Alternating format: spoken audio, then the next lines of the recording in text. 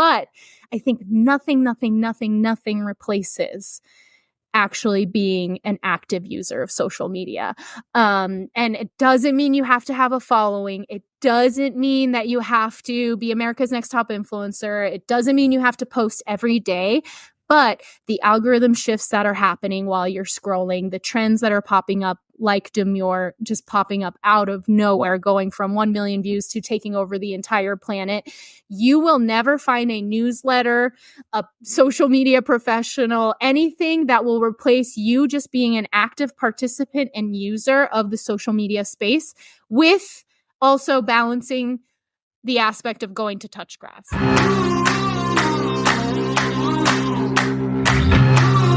Hey everybody, Eric Gray back here for another episode of Radical Content. I am super pumped today to have our guest, Sarah Whittle, on the show. She is the former head of global social at Crocs, but she's done a ton of stuff back in TV. She's been on the creator side. I feel like she's a creator herself. If you go on her channels, I learned today, apparently you're on The Price is Right. Is that true? Yeah, and Let's Make a Deal. Let's Make a Deal. Yeah. Super pumped to have you, Sarah. Thanks for joining us today. Thank you so much for having me. I'm so excited for our convo today. Yeah. So, whenever I stumbled across what you're doing, and I'm sure you get these requests, so thank you for saying yes to us, to come on people's podcast and share kind of your knowledge and a little bit of kind of who you are. But I definitely have noticed in my research that you have I'll just say a point of view of what I call kind of modern media, modern social storytelling. Ooh. And that's a lot of what we try to do here at Radical Content. We oftentimes talk that brands suck at content. There's a few that don't. Crocs doesn't. Thank you. But most brands do, right? They're out there trying to figure this out. They're in legacy brands. They're, social teams are fighting for respect and a seat at the table and trying to so we know all these challenges. I dealt with it at Universal Parks for 15 years. And the cool thing about what you've done both at Crocs and even in your past is I feel like you just got kind of a really cool mindset and point of view about not just doing things differently, but really, I think, bringing an understanding of what it takes to engage a younger audience. And we can't ignore that that's the game that we're playing today and what most brands are playing. So let's start a little bit of like, how did you get into doing this? What? I don't need the birth story, but like a little bit of how did you get into this world of content and engagement? Yeah, well, despite my very, no wrinkled face, a couple of wrinkles, I've been in the industry for 14 years. I am in my mid 30s. I am right in that millennial area of my life, but I've always been a naturally competitive person. I tried every sport and every musical instrument growing up, and nothing clicked. And so I really used my yapping skills to transition over to a speech and debate kid, a theater kid, a TV kid. So I always growing up loved the creative outlet of photo, video, those kinds of things. And I initially and social media didn't exist when I went to college. So I initially really wanted to produce and host TV, kind of be like a Tina Fey type of hybrid, in front of the camera, behind the camera, that kind of thing. And after working in television for a little bit, I got burned out because you had to hit that broadcast every day. Eric, I'm sure you know, it's like every day I got to be on at 6 a.m. and produce 3 minutes of television. Then it has to make it to air. And so I got burned out. And at that point I was like, social media, I can kind of post whenever I wanna. Like some days I don't have to post. Right. And so when I made the move over to Los Angeles, I really focused in on my digital career and what that looked like. So I worked for Game Show Network. I worked for Defy Media, which is now a defunct multi-channel network that was previously owned, that had owned Smosh. And so that's where my competitive nature and my creativity really got to combine forces in social media, because you get immediate feedback, immediate things that you see within the data. And I'll just quickly tell a little story of my shift into digital, especially with social media in particular. The big shift happened in 2017. I was working at Smosh at the time, which is a OG comedy brand on YouTube. I totally know all about it. I know you're number one fan of Smosh, but I was working there on the content side, on the YouTube side, and we were going to VidCon in 2017. So for my own personal socials, I created a video called Very High Concept, Very Smart Concept. I farted at VidCon. And That's the the first video, time fart's been said on radical content. yes. Everybody. Oh my gosh, did it. legendary. Of course it was me. So I farted everywhere over VidCon, just doing with different backgrounds. And the founder of VidCon, Hank Green, yes, the Bill Nye of TikTok today, he reshared that video and said, this person gets what I'm creating here. It got like 50,000 views on Facebook, which back then was a lot. And that's when I got noticed at Smosh internally. And they were like, hey, should Sarah be running our socials? And so the rest is history. I shifted over to heading up the socials and taking this very traditional YouTube brand and branching the strategy out to other Facebook, Instagram, Twitter. Like, what did that look like? And that really fueled, a lot of one of my favorite skills is optimization, strategy, content pillars, content framework, creating exclusive content for a platform. And so that I farted at VidCon 2017 was really the key to unlocking my social success. We gotta find the link to this video and put it in the show notes, apparently. And then Sarah, I'll just say, you were speaking to all parts of me right now, right? The creative side, the broadcasting side. So Sarah kind of referenced that, my radio background. I do think it's funny, Sarah, when people that have worked in TV or even for YouTubers and they go work for a brand and people are like, yeah, we got to write a brief. That's going to take 3 weeks. And then we're going to pitch it to, someone and that's going to take 2 weeks. And then we got to get 27 people to approve it. And I'm like, I created 7 original segments every day that I thought of the day before. Me too. When I was in TV, I was in TV, I helped create a show called The List. It was a trending show for aimed for moms, really that Midwest mom. And it was a list of the trending topics of the day. I had to come in at 6 a.m. every day, look at the internet, pitch 2 segment ideas, and write, produce, and edit 2 segments that were a total 3 minutes of broadcast television before 4 p.m. that day. I did that for 2.5 years. I did over 400 segments. You're talking about boot camp. That was media boot camp. But what's funny about this is it's actually been a lot of my philosophy when it comes to social storytelling for brands. I'm like, guys, we did this over here all the time. It wasn't hard. Make it happen. How can I find a way to take what we packaged here and do it for brands? And the truth is it's not as easy because it's just a legacy kind of world and there's a lot of steps, but the mindset and the philosophy helped me and my success because similar to you, people are like, there's something he's doing that's different than all these MBA marketing trained people. Nothing against an MBA. Go get your education, kids, or learn it on YouTube, one or the other. And so that was a big part of that. So, all right. Well, I appreciate the little introduction. It totally does. It does help kind of land the plane. So, let's kind of go on one path here first. Okay. Many brands suck at content. I know not all do. I said that before. But you see them out there, right? And the ones that you like, the ones that are inspiring you, and the ones that you scroll past and you're in your mind, you're like, how do they even have a social team? How is this possible? But then you move on because you got your own stuff to worry about. Yeah. Why do brands struggle at this? And they've always struggled, but today, man, with TikTok and creators, it's a new world and you have to try so much harder. And I feel like brands were catching up to where they should be. Yeah. And now I think that the world has gone further and they're like, we just can't get there. What do you think it is that's causing some of those challenges, especially for kind of legacy brands? Yeah. When it comes to brands and kind of catching up, I think social media is in its puberty stage. Is it less than 15 years old? It would be 2011 was kind of when Instagram first started. Facebook was 2007, 2008. It is in its puberty and we are feeling it. With how quick trends are moving, with how quick brands are moving. One brand can be, glorified 1 minute and canceled the next. It is a shifting, industry, but it's also moving at the speed of light. It's going so fast. But I really, really think the essence and what would really help a lot of brands is the struggle is actually coming from internal disconnection. What the executives see the brand should be and what the social thinks the brand should be. And sometimes they overlap a little bit. Sometimes they're completely disconnected. But what's important is that now that organic social media and even paid and influencer, those are becoming more and more important as touch points to Gen Z and millennials, those people with the money and the buying power. Since that is most important, it is on executives to be curious, to ask those questions, ask the why, and then also stick around for the answer and take down notes.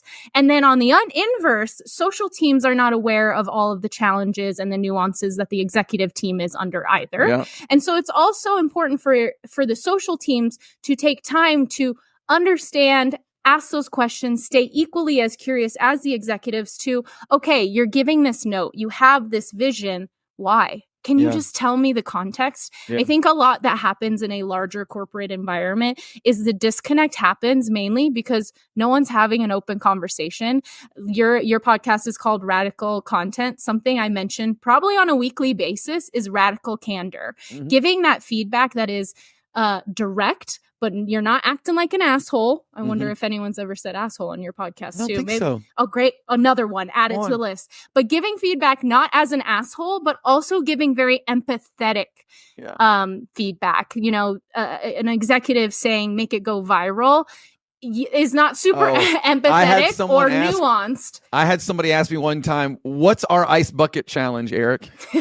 Oh my God. And you're like, dude, there's like so much to that. I was like, how about we could just do an ice bucket challenge? I don't know what answer. But also that's for like ALS, like that's like for an important thing. Yeah, exactly. So I think it's like having those open and direct conversations, giving time to executives and social teams to have that direct conversation. Cause it's like, I love feedback. If someone's like, I don't like that ugly meme y'all posted, then tell me why you didn't like it. Was it the product? Was it the thing? Let me bring the data telling you how it's the highest performing post of the last 20 performing posts, and let's have like a live negotiation. Yeah. Are there some things that I can't touch, or is this definitely like a no shutdown? Like having that open conversation where it's really a safe space, executives acknowledging they are not social media experts, but also social media experts acknowledging that they are not business experts. That is going to be such a nice conversation to happen that'll help these big brands break through that internal disconnection. Yeah, there's a lot of things that you touched on there, and some that I relate to, and I know a lot of people do. Right? It's how are you? I asked Seth Godin came and talked one time at Universal, and I asked him like, how can I influence executives to understand social more? And I was expecting some kind of mechanism for me to just express it. Yeah. And he was like, you have to understand their problems and speak their language. Exactly. So and I was like, oh, damn. Okay. It's nothing about me. It's about them. Right? Isn't it so crazy when you're like, oh, what's the key to social is like understanding your audience. I know. Well, so is work. Right. Understand the audience. Yeah. Like, you know, I get really excited about engagement rate. To some people, engagement rate doesn't really matter. So is it followers? Is it PR headlines? Is it how much did this organic reach get in the equivalent of paid boosting? Totally. The money of it. Understanding also what executives give a shit about is going to be very, very important. I'm pretty sure she able to have that conversation. Just for the record. Dang it! What I would say is usually when you've got brands that are doing well on social, 9 times out of 10, it's not because they've got a 70-year-old out of touch. Nothing against 70-year-olds. Love them. Love all you wonderful people. But it's not because they've got someone that's an out of touch marketer. It's because they've got someone that knows the power of earned, the power of advocacy, the power of great storytelling. And they put social right in the center of that. And so that's what I always try to challenge people when they're like, I'm struggling with this. I'm like, okay, tell me about your CEO. Tell me about your CMO. And we can't change those overnight. Yeah. We can do things on our end. I've gone through dozens of CMO education sessions about what Snapchat is. Right? I've done those things. We all have. And they're very, very important. But I do believe the more we get people in those more elevated seats, the more some of this stuff will take root. And look, it's also a business thing, right? If you're a performance-based business, don't go there to be the organic, funny meme Twitter account. That's just not going to happen. That's what I'm saying. It's like organic social is not the only marketing channel, especially for these larger brands. So I asked the question of like, is organic benefiting you? Because it's like, you know, is there a reason that organic exists, or do you even need it? Or do you even need a Facebook page? Do you even need a TikTok If feed? we went away tomorrow, would you feel it? Exactly. And so I think it's also like, as the industry matures, so does the strategy naturally. Yep. But I think as more social media professionals like you and I growing in the industry, hopefully get higher level positions to be able to have that influence. In the meantime, I think current, C-level executives need to continue to stay curious. Like, I imagine everyone in the marketing industry has natural curiosity within them. And so, experience is a teacher, experience is a tool. However, you can't use experience as the only reason to not continue your education in these ever-changing industries. So it's like, if I have the plea for any executive out there, it's like, ask your social team what they think, what they want. And then you don't have to take it into consideration. You can have an open discussion with them. But, it's just moving so fast. It's very hard to catch up on. So why not ask the people who have to scroll every day to figure out what the hell is going on? One of the things we talk about, kind of taking a left turn a little bit here, is about fandom and about passion. And I've always said, I've loved working for brands that have some level of fandom. When I was at EA Sports, there's tons of people online that want to talk about the games, and at Universal Parks and Resorts, the theme park nerds out there, and it's okay, you're nerds too. You can enjoy it and embrace it. They're super passionate about it, and I've loved that aspect. And when I think about kind of a place like Crocs, it's an apparel brand, but the one thing, and I've seen some talks or some interviews with some of the people at Crocs over the years, some of the marketing leaders, and they talk a lot about the change of the business, not asking you to talk specifically about the business, but the change of the business when it came to really leaning into and owning who they were. And then giving people an outlet to express their full identity. And so that one of the cool things that I think then with Crocs, and then with a lot of brands, is when a brand really knows itself. Mm-hmm. And they know themselves through the eyes of their customer, not through the eyes of themselves, and how much better it is to be a social media marketer in those environments. Mm-hmm. So I'd love to just hear you talk about both Crocs and kind of your time there, and how that helped you do your job, how that helped make social something that you could do, because there were people that were passionate. They were buying all the, what are they called? What are all the things that you stick them in it called? Gibbets. The gibbets. My kids have got gibbets out the wazoo. Can you put gibbets and wazoo in one sentence? So tell me about that. Yeah. Well, something that I pride myself and my team is like, we are a part of the community. We are all so passionate about Crocs. A personal story of mine is in 2018, before I even worked for the brand, I wore a pair of Crocs sandals to my wedding in Amalfi, Italy. And they didn't look like Crocs, but they were little heel sandals. So yeah, Crocs has shoes that don't look like Crocs, just a little plug there. Yes, they do. But I wore Crocs to my wedding and my feet didn't hurt. They were great. They looked so cute with my thing. So I've always been a Crocs fan at heart. And I really think that is been a key to my success at that brand, but also previous brands before. When I worked in television, maybe I wasn't a Midwest mom, but I still had so much respect for the audience. And that's same with my time at Smosh, is you have to respect the audience. I can't tell you how many media professionals I've worked with don't respect the audience they're creating the content because they for. want to grab their ankles, lift them upside down, and shake dollars out of their pockets. Yeah, you are not better than them. And so I think it's also like, I've been very lucky in my career that I've been able to work at brands that I'm a fan of. Game Show Network, I love game shows. I was on 2 of them. So I think that's key, is like, if you are not a fan of the brand, then how can you pretend to be? Cosplay as the fan of the brand and really put a high level of expectation on what you want to see from that brand. I think that's something that I'm so good at, is I put my feet in the shoes of the consumer. And I say, if I was doom scrolling, looking on my feed, battling up against everyone's favorite influencer, their favorite celebrity, their family and friends. As an outside consumer, why do I give a shit about this post? Yeah. And so I think that is really, really important. And I actually think too, I'm going to slightly, push back on your phrasing of building fans. Like, Sure. I don't think we should be building fans. We should be building a community. That is the most important thing ever, is what is that community and what is that two-way conversation that you're starting with? I equate it to if I went to a networking event and I walked in and I said, who's a fan of my work?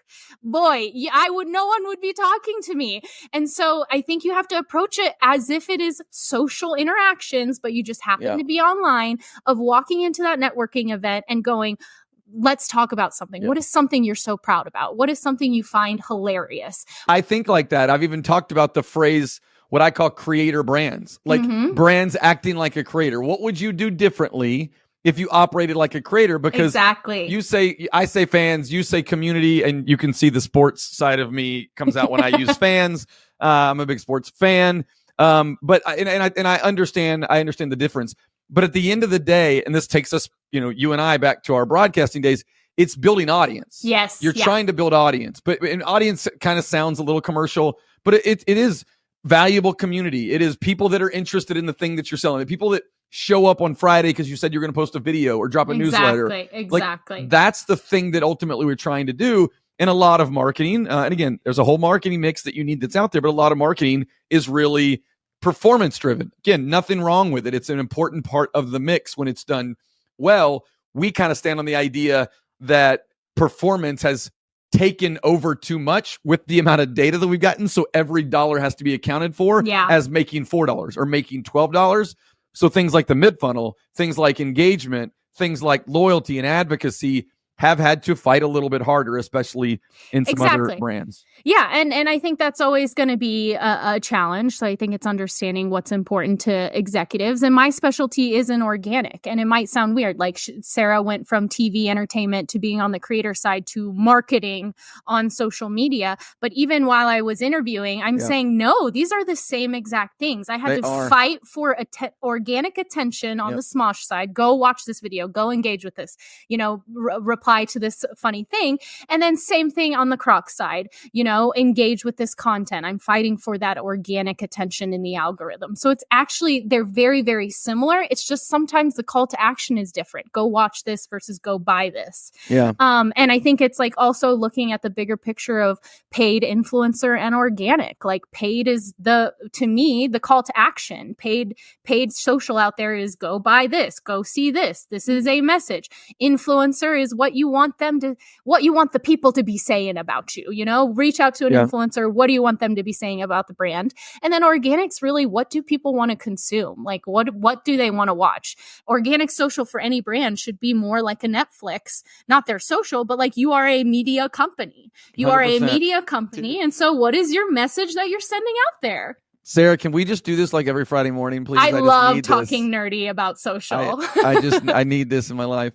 All right. So back up for a second. You kind of touched on it, but you were in original content in the entertainment space before you were in, a more formal kind of brand social kind of role. What are the things, a lot of my background, I steal from that. We talked about before we got on the air, right? So what are those things that you steal from that time frame that you try to apply every day in how you help brands build audiences, build community? Yeah. I mean, I think I'm at heart someone that just wants to make the vibes good. Like I just want to make people smile and laugh.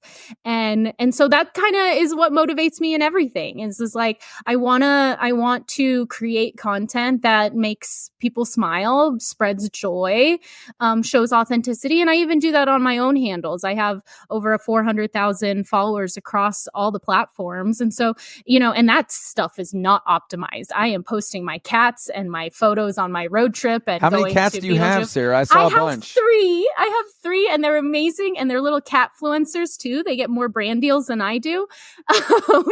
So I think that's always what motivates me is when I'm thinking of, okay, if I'm doing strategy for a creator brand or a larger brand or even myself, like what is the overall messaging and the vibes that I'm putting out into the world? And how can I position that in a way that like ultimately ladders up to my own personal ethos. You talked about content topics and content strategy. Yeah. How do you look at that world, and how do you build out content strategies? Yeah, I mean, I think first of all, something that I've done with many brands that were on the creators side, so more product focused brands. I worked for a makeup company, Lime Crime Cosmetics, and then also Crocs, obviously. Something I think about is like, we got to balance the push and the pull. So it's obviously like those brands want to sell a product. The product is a physical product, but then what else? What else are we talking about? Because if you're having a door-to-door salesman, that's really like a throwback, a door-to-door salesman knocking on your door, only pushing you product, you're going to get sick of it, and and it's not going to favor well in the algorithm. So something that I've always been quick to infuse in content strategy is pull. What are those conversation starters? What are those low hanging fruit that like we just want to talk about? And something that you can even do is legitimize your fandom's conversations, your community's conversations that's happening. So, and that's something that we did at Smosh all the time, is like sometimes in video content, the fans would glob on to like a quote or a joke, and then that became an inside joke or a reoccurring character for years to come. There are characters that I helped foster to create in 2020 that are still on the channel today. So I think it's really about also legitimizing the community's conversations and like showing them what they're talking about. Like, they're doing the funny writing. So like, be like, oh my gosh, we see you, we hear you. And now let's yes and on top of it. I am an improv nerd. So the yes and is so important to me, because it's easy to regurgitate demure. It is easy to regurgitate brat. But what is that thing that you're yes anding on top of that to make it extra witty and snappy? Yeah. If you're like, if your tone of voice is that funny way in. Yeah. You said the pool. We talk a lot over the years about how do you attract people? Yes. Like, not interrupt people. What are you doing that's actually making people? And look, I get it. People don't show up today and say, I can't wait to see a Facebook ad in my Instagram feed. But it doesn't mean, and this is another thing I used to steal from radio, it doesn't mean that if we're not compelling enough, interesting enough, and we have enough creativity for the brand, that we can't be as valuable as any media company. And 100%. I used to stand by that at Universal, and I had marketers look at me sideways. And then by the time I left, they're like, we get it now. It doesn't mean it's easy, but it's not easy. And I really think like we're in that transition moment where it's happening, where brands like Duolingo and Liquid Death are showing that like entertainment first, even some things we've done at Crocs, like entertainment first, like while these people are doom scrolling and their brain is rotting, how can you infuse entertainment into marketing? Because they're actually not that different of a language. And so I think it's more people like you and me who come from like that more content background, pushing forward and being like, how do we do like this like product placement basically in our content that we're liking to produce? Yeah. So you've run teams of people, you've been a part of a lot of different creative sides of the business. How do you personally and or your teams, how do you stay on top of trends? How do you stay on top of creativity? What are the functional things that you like? We have a Slack channel here, right? It's kind of drop the inspo is kind of what we call it, right? That's one way that we do it. But what are ways that you've done it over the years because it's so important to curate your taste and what's good. It doesn't mean stealing things, but it does mean curating your taste. How do you do that and stay on top of trends and creativity? I think it comes in twofold. So I think because the industry is speeding up, and even LinkedIn, I think LinkedIn is such a powerful platform for social media professionals, but that's because that's my niche. But I also think for like many, digitally focused industries like LinkedIn, as cringe as some people think, like it is super powerful and validating. And that is where we're going to find our community of like-minded people. And I think there are also a ton of great resources too. So I think Rachel Carton, she's head of Link in Bio. She makes a newsletter. That newsletter is top notch. And so she is so amazing with that. And then also Nathan Pokert, like he on LinkedIn, he is like dropping nuggets of wisdom every single day. For me, it's just validating everything that I'm already thinking and maybe don't have the gumption to say out loud on a platform like LinkedIn. So I really, really appreciate social media professionals like that was me, by the way. That was me, by the way, when I was at Universal Parks. So like when you got a boss, there's still a little bit of a management you got to do. Exactly. And I also think that's a warning to social media professionals out there too, is like LinkedIn, personal PR is the most powerful PR. Blake Lively. This is another that's topic, all I'm going to mention. But yes. But my little like side nugget of advice is social media professionals remember that like LinkedIn is still a very valid and public space. So it's also like don't be subtweeting your manager. That's not it. But so I would say there are a lot of online resources. I think the Later blog is also super solid on updates and everything like that. But I think nothing replaces actually being an active user of social media. And it doesn't mean you have to have a following. It doesn't mean that you have to be America's Next Top Influencer. It doesn't mean you have to post every day. But the algorithm shifts that are happening while you're scrolling, you will never find a newsletter, a social media professional, anything that will replace you just being an active participant and user of the social media space with also balancing the aspect of going to touch grass. Make sure you go touch grass, because you also will find big sources of inspiration offline, but how to stay in touch is being online. And I know from me being a creator myself, that's how I've been able to catch up when Threads exploded, or like when Threads revealed itself overnight. You think we got an email from Instagram? No, not at all. It just appeared. And so what I was able to do is I opened up my Threads before opening up any brand Threads to see what happened. Because these things are moving so quickly that you won't catch up if you aren't using it. I love that. And it wasn't the answer I was expecting. And I'd add a little anecdote on top of that. Whenever I was at Universal, we had a team of, close to 20 at one point, community managers, creators, designers, the whole thing. And it was awesome. And it took years and years to build. But I got to a seat where I'm like building decks and trying to convince people. And, I'm reading things to kind of stay on top of it.